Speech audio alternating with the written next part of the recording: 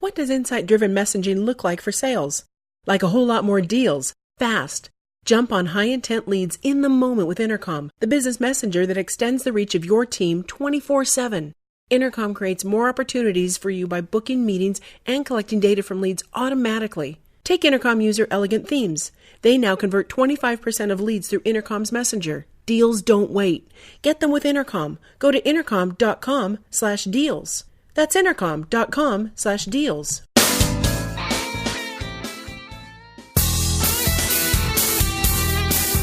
Hey, welcome back. Time to grab your surfboard. We're going to swim out into that vast sea of ideas. See if we can't catch a wave today here with the man who, he has a wave-making machine at his home. I don't know if any people know that, but he's out there riding as we speak here in his back 40. Matt Hines. Wouldn't that be awesome if I could actually do our show here while on a surfboard? Someone has to have done that. Somebody has to have done that. Somebody who has a podcast who is down in Southern California, your neck of the woods. All right, exactly. It's time to record, but the surf's up, man, and it's good. Well, We're just going to get out there. You know what's weird is they're actually building some of these down here. There's one proposed out in Palm Springs where they're going to actually build a wave pool, and it's going to generate waves, and you can actually bring a surfboard out to the desert and ride a wave. I mean, what a crazy idea. I think it was on Real Sports. Real Sports it's sort of like a 60 Minutes for Sports show that HBO does. Like a couple of years ago, they did a story on Kelly Slater, who's, one of the more famous, professional surfers over the last, several years. He built this machine out in the desert somewhere. He built a wave machine that basically is it's this enormous, rectangular pool. Yeah. It makes legit waves you can surf on. Yeah, it starts up and it crashes, and there's a little beach to it, and the ride doesn't last very long, but you can get up on a surfboard and ride for a few seconds. Yeah. So my wife is from the San Diego area, and there's a surf shop in Encinitas, which is north of where she grew up. Right. And they do a little bit of ski sales as well. And in their back in the parking lot, they have this machine, and it basically is a ski practice facility. Oh, and cool. from what I can tell, it's basically a carpet on a treadmill. It's basically it's on an incline, right? It's basically it's pretty large, but it's basically just a carpet that just is constantly turning. Well, how about that? See, we've got a whole new industry being born here. Tune in next week, and we'll have a whole new show on wave machines that Matt Hines is going to be marketing. Wave Pipeline Radio. It's going to be awesome. Well, thank you, everyone, for joining us on another episode of Sales Pipeline Radio. Okay. Very excited to have you here today. If you are new to the show, thank you so much for listening. If you're listening to us live on the Funnel Media Radio Network, thanks for making us part of your workday today. We are here every Thursday live at 11:30 Pacific, 2:30 Eastern. If you're listening on the podcast, thanks so much for subscribing. Just excited, as always, to see our listeners grow and the impact I think we're having for a lot of people that are listening in on the show. So thanks very much for doing that. And if you want to check out some of our past episodes, every episode is available past, present, and future at salespipelineradio.com. I have a question for you today, because it's just you and I bantering here, shooting the breeze a little bit here, and I don't get a chance to do this with you very often. But I wonder if, as people are listening to the show and taking the advice, whether they're doing incremental change or exponential change. What are they getting? Oh my out goodness! Someone read the show notes. That's phenomenal.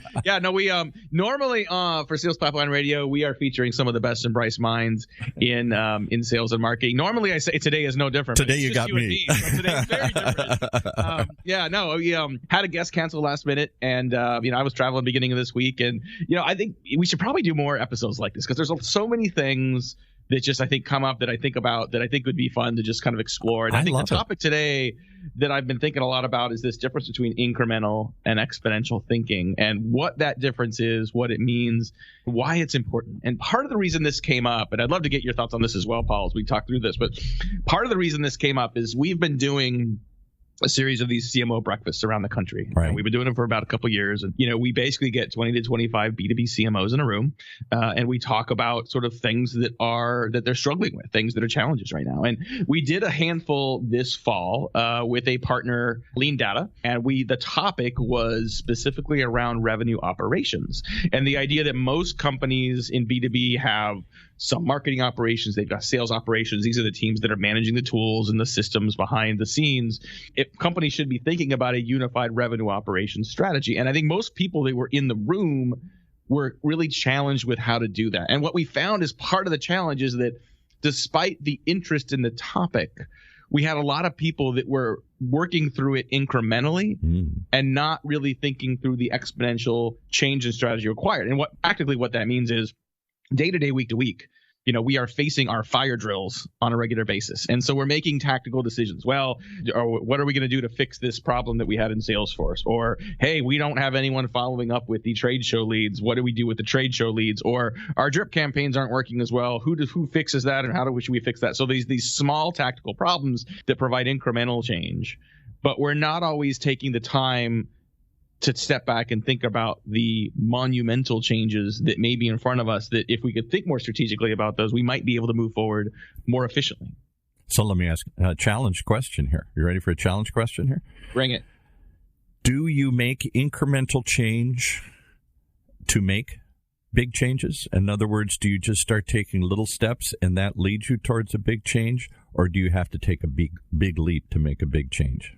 So it's a great question, and I don't know that you can design exponential change.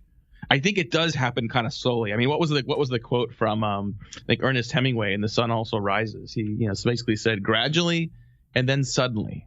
Yeah. And you think about exponential change, and you think about technology. Like technology, you think, oh my God, email just showed up. Oh my God, social media just showed up. Like, no, these things have been around for a while, just slowly improving, and then there is a tipping point for new ideas, for new technologies that tends to happen fairly quickly. And we feel like it's happening to us quickly, whereas when you look back in retrospect, it has been happening slowly over a long period of time. Now, you had me at when you said Hemingway, because I'm a big Hemingway fan, and I think this is the first time in 10 years of me doing shows here on the network, 20-some shows, that anybody has ever quoted from Ernest Hemingway. So kudos to you here. And I will point out that, interestingly enough, Ernest Hemingway did dramatic, revolutionary, exponential change to the field of writing, because he started off as a newspaper reporter, and of course he was reporting from the battlefields, World War I originally, and then the Spanish Civil War, and he didn't have much time. The bombs are blowing, so he started writing in this kind of journalistic style, bullet points, dot dot dot dot dot dot. Not this long, flowery prose that people had been practicing for hundreds of years. And it changed. Now, everybody just assumes that's the way a novel reads. But that was new. That was exponential change when he did it. I don't know if he set out to do that or if that was just his style, but there was novel writing before Ernest Hemingway, long, flowery, extended sentences, and then there was after Ernest Hemingway, which continues to this day, short and to the point. Well, and we, in retrospect, decades later, look back at this and we're like, one of the greatest novelists in I don't know how much time, and he revolutionized the genre. I wasn't around when he was writing books. You weren't? Oh, I was. No, I'm old enough to remember. But I imagine that all of a sudden seeing a different style, that might have been jarring. He might not have been immediately popular for that style. I suspect not, because it was what you expected to read in a newspaper. Even newspapers tended to be kind of flowery and exaggerated. But he got right to the point. It was what you expect to see now when you see a novel. Very short, very punctuated sentences. Later on, you had the great crime writers like here in Southern California and the Mike Hammer kind of series and all this kind of stuff. Who am I thinking of? Well, anyway, but those kind of things, it was a dark, stormy night. He walked in. He saw this. It's very punctuated, very short sentences like that. And that was Hemingway really started that style, which came out of writing for newspapers. Gradually and then suddenly. Yeah. I think if you think about sort of this incremental versus exponential thinking, you can also think about this in terms of the difference between innovation and disruption, right? Those are different things, right? You could innovate things and make things better. The idea of disruption is to make things obsolete. Let's use email example, just because it's kind of prescient. I posted something on LinkedIn yesterday that got a lot of attention and a lot of, in some cases, quite a bit of debate. I made the mention that it's possible we might have to prepare for a world in which we are not able to use email for marketing. We have GDPR. Say that again now. Wait a minute. Okay, you lost that. See, right there. What? So what if we had to prepare for a world where email was not a marketing channel we could use? And my point is not that email is not effective. As marketers, we know email is effective. Buyers still get email. I don't think email as a channel is going away. But in Europe, we have this thing called GDPR, which has significantly restricted the ability for companies to send unsolicited email. There's a version of that is coming to California in 2020. Right. There are several other states that are looking at adopting that. And I think it might not be that long before the federal law replaces canned spam, which basically just puts restrictions on how you can send spam. It doesn't can anything. But that there may be a federal law that significantly restricts how people can use email as a channel. So I'm not saying email is going away. What if we started to think about a world without email? If we assumed email was no longer a channel, how would we think about other channels? How would we think about other means of communicating? If we could envision a world where something is no longer true, does that help us think not just incrementally, but think exponentially? And it's not to say that email is going away. I had a number of people say they're doubling down on email, and the people saying that were those that have permission-based lists and they're doing email the right way. And as long as a consumer wants to hear from you, I think that channels like email are going to be fine. But gradually and then suddenly, if we are gradually seeing email be restricted as a unregulated communication channel, whether we like it or not, whether we think it's a good idea or not, doesn't it make sense for us to sit back and say, what would happen if we couldn't use email? What would our marketing in 2020 look like, feel like, if we couldn't use email? It's hard to imagine because, again, we're used to marketing is partly reaching out to people. Maybe it's all the time reaching out to people when they didn't ask to be reached out to. A bus drives by with a sign on it. You go to YouTube and you want to see how to change a tire, but first you got to watch a video. Emails come unsolicited. We're always trying to find a way to stick our message in front of people when they're not asking for it. And maybe that's the bigger question. Can marketing get to a point where it's only permission-based, or are we always going to have to be intruding? Well, and look, sometimes that incremental thinking comes from asking sort of kind of crazy questions, right? I mean, if we were like, it might be a little silly for me to say, hey, what if you couldn't use email next year? What if you couldn't use email in 5 years? Right. I don't see a world where that scenario is true. Let's just be clear. But if you can no longer buy any list you want and spam at people all you want and just wait for them to unsubscribe, if that is no longer the primary way you're going to drive leads, the primary way you're going to communicate with prospects, if that scenario were in fact true, what would you do? And even if that scenario will happen, the thinking that goes behind that, wouldn't you expect that it would come up with new ideas and new perspectives to test that could mitigate the impact of email on your business, that could actually improve the overall effect of your marketing, independent of what happens to email? So let me, again, I'll double down on my question. Could we ever get, because I think that's at the core of what GDPR is, and that was certainly when we went through these do not disturb lists on phone calls. People feel bombarded by unsolicited marketing messages. You're calling me, you're emailing me, you're texting me, you're doing all this stuff here. And more, they're pushing back through governmental organizations saying, stop it. If I want to go find you and ask a question, I will. That's a frightening aspect, because then we're all just sitting there waiting for somebody to ask us a question, to walk into our store, to go to our website and raise their hand and want to learn more.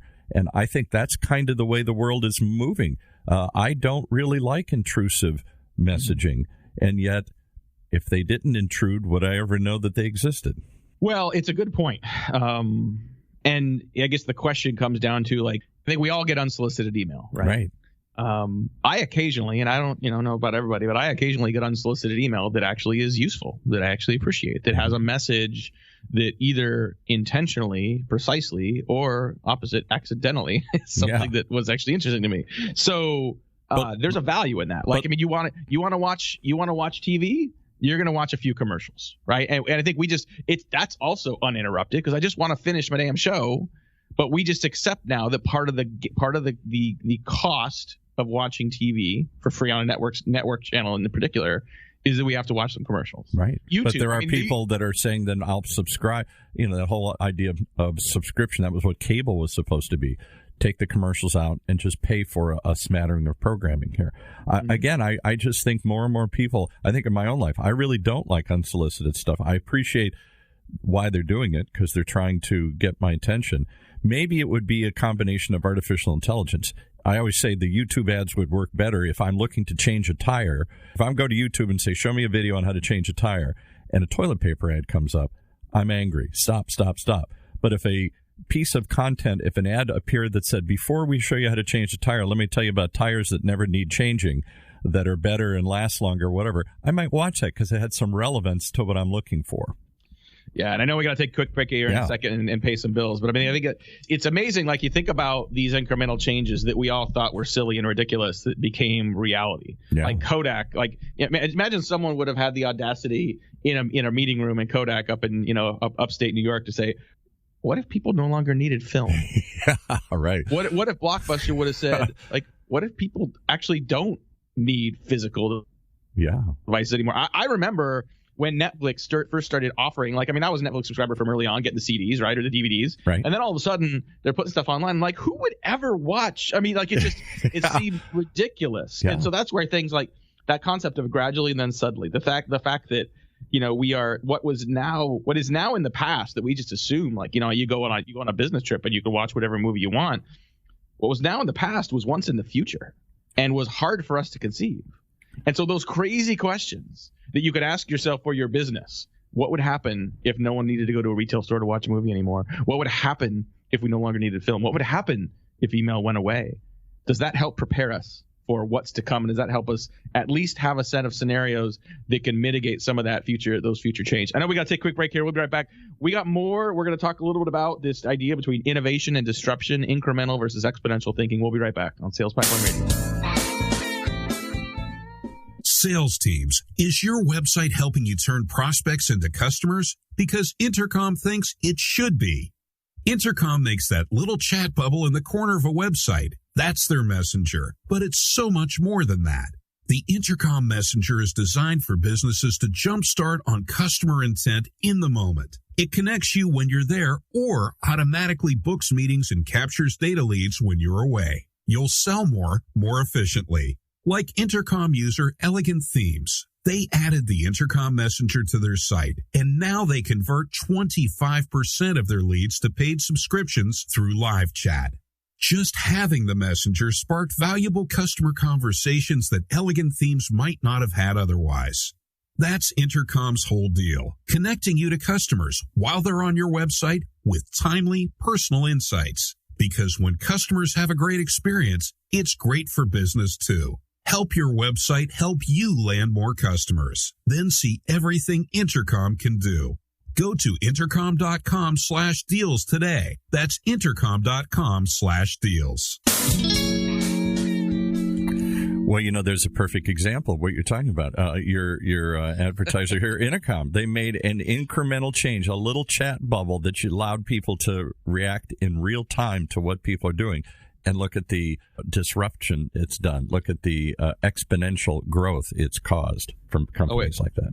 It gets more meta than that. I mean, look what we just did. People are listening to us prattle on about incremental versus exponential change. Yeah. We interrupt the conversation for an advertisement. Right. So people that are listening, I love Intercom has been phenomenal. They've been a great partner for Sales Pipeline Radio.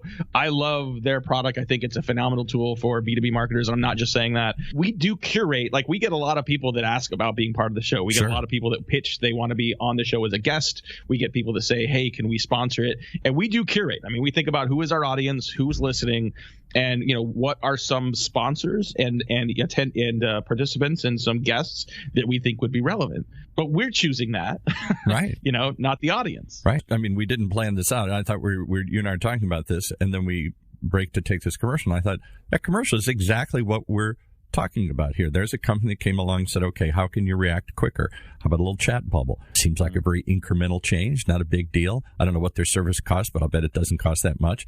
And all of a sudden, they're giving examples, and I'm sure I could come up with other ones too, where just by having that there, exponential growth happens from an incremental change. That's what I often think. We had somebody we have a much more philosophical show called the Next Chapter here, where we talk about kind of what's coming. It's more like personal growth and how do you make changes in your life. And they said basically it's really just a sum total of small steps. Too many people want to make a big leap, and that's too often too difficult.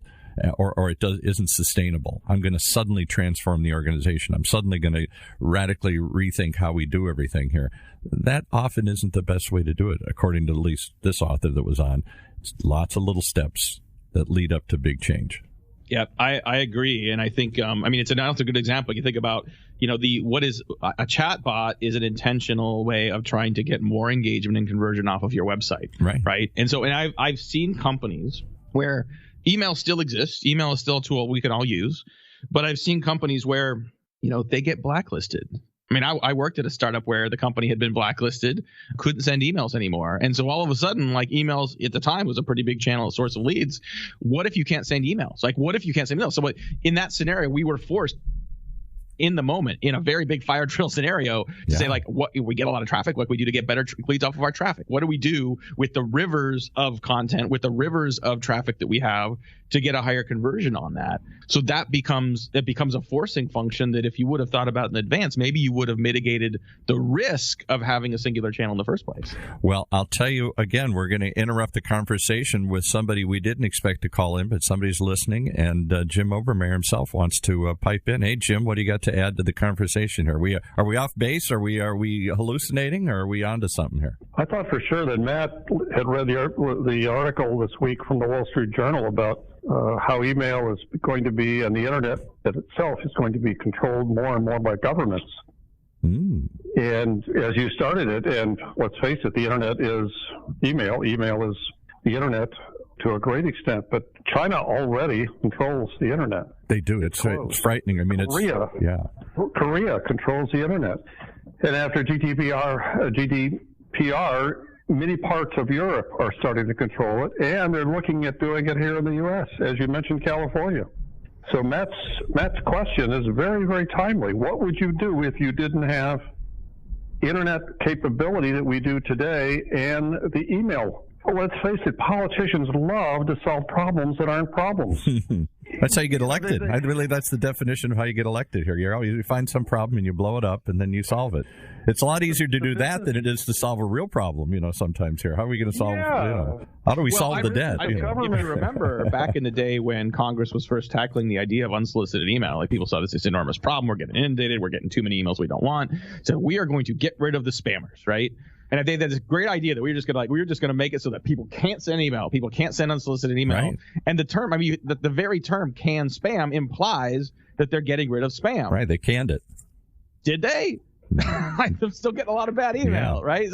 So I don't think they've canned anything. And what happened in the tool is that we didn't get rid of spam. We basically just gave people conditions with which they could send email, which did get rid of some particular nefarious people that weren't doing it well. And there are now some rules that allow the government to go after certain players. I believe canned spam was not an exponential change. It was an incremental change. I think GDPR is maybe somewhere in the middle. Like, the fact that it is now giving consumers complete control over whether you will forget them as a customer, having double opt-ins, and ensuring that you actually have permission to send someone an email. Like, in many parts of Europe, like, you cannot directly contact a customer unless they've contacted you first. That comes to the U.S. That is exponential change. We had somebody on the other day on another show, and I don't know if they're just trying to be bomb throwers, and again, like Matt's doing, the what-if scenarios, but they felt that this was actually an intellectual property attorney or something like that. And she said, if you really want to be compliant with these GDPR rules, particularly as they come to California and other places here, it isn't just email. Every time you ask for data, you're at a trade show and you ask for you want to scan their card, you better show them your policy of how you're going to store this data and how you're going to protect their data and ask permission for it. It isn't just enough to say, hey, can I scan your card, without telling them what you're going to do with that scan and how you're going to not abuse it and how you're going to protect it from being stolen. How about that? There's a significant amount of confusion even in the marketplace in B2B about what canned spam is. There are plenty of people that think that it prohibits unsolicited email. And there are many legal departments for companies we work with and talk to that want to interpret it that way. Yeah. Because they want to keep themselves entirely protected, even for people that misinterpret the rules. I guess this is actually a really good example then of incremental versus exponential thinking, because simply saying, well, you have to put your physical address at the bottom of the email, well, you have to have a very visible unsubscribe link. Like, that's not fixing spam. Right. But my point isn't GDPR not just permission to opt out. I thought it's also you have to have a policy in place and you have to disclose it at the time of collecting the data. Here, I have a way to protect this, and it's not going to get broken. Your data will be safe. You do. But the one thing it doesn't completely rule out, it doesn't say you can't send unsolicited email. Under GDPR rules, you can still email someone unless they tell you that they want to be off the list and they tell you they want to be forgotten. Like, this is why it's such a big deal, right? Is because it's not just, unsubscribe. It's like, no, take me out of your databases entirely and take me out of all of your databases. And the reason why the other reason people have taken it so seriously is that the punishments are incredibly severe. Huge. Yeah, right. And I know there's already like an enormous backlog of complaints that, could make some of this a moot point because, it's going to take forever to get to some of these. But the idea, like, that still is incremental. We're putting greater restrictions on email versus saying, unless someone asks for it, can't send it. Like, that still doesn't exist today. Well, what does exist, a time clock that we're up against here. Jim's got the last word here. The article I saw in the Wall Street Journal, The Rising Threat of Digital Nationalism, all about is the global internet coming to an end. So great discussion, gentlemen. I'll bail off as you finish up. Okay. I'm going to leave with one more thought here, and that is I did find the author I was talking about here, I couldn't think of it, Raymond Chandler, the great Raymond Chandler. Oh, yes. Wrote all the Philip Marlowe series, and his favorite one was The Big Sleep. Maybe that's where we're headed towards here. Oh, man. Well, we started with Hemingway. We ended with Chandler. This was fun. We should do this more often. I agree. We've got to find some good topics and relate it back, because I think there was some good back and forth here. Well, I appreciate everyone putting up with a different format today on Sales Pipeline Radio. If you like this conversation and want to share it with others on your team, maybe encourage others to think about exponential thinking in their business. Definitely catch a replay of this on salespipelineradio.com in here just a couple of days, and we'll have a transcript of this conversation on HeinzMarketing.com in about a week. Thanks again for listening. For my great producer, Paul, this is Matt Heinz. We'll see you next week on Sales Pipeline Radio.